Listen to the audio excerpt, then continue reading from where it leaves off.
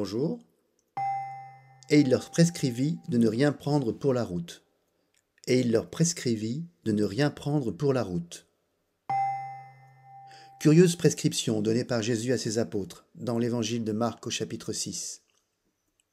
À l'heure où certains partent en vacances, munis d'un monceau de bagages, le conseil de Jésus peut paraître étrange.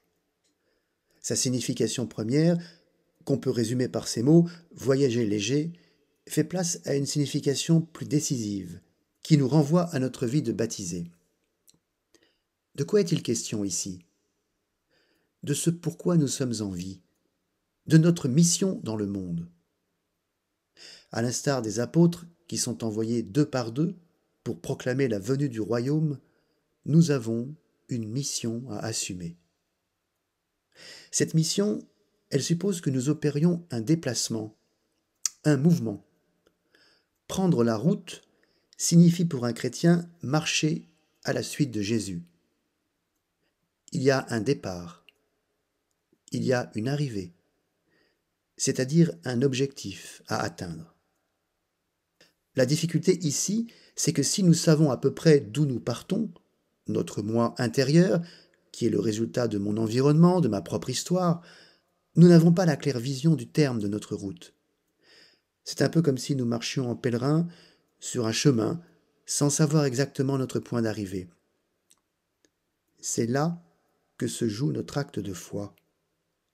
Mettre sa foi en Christ, c'est accepter de le suivre, d'accomplir ce mouvement intérieur qui change tout dans ma vie et dont le terme ne m'appartient pas.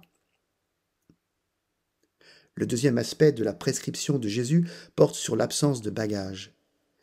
Il faut y voir un conseil d'allègement de toute notre personne.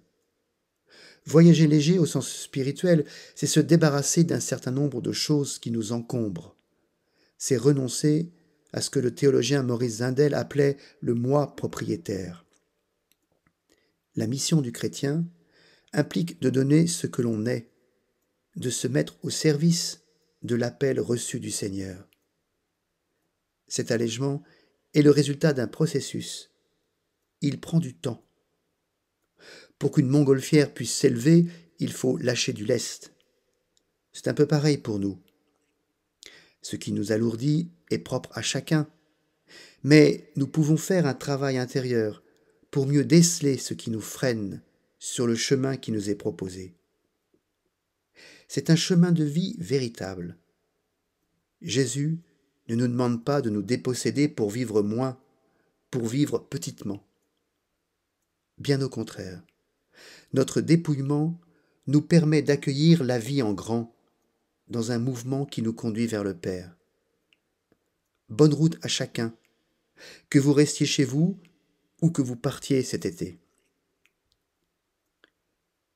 Cherchez, vous trouverez. Frappez, on vous ouvrira. Bon dimanche.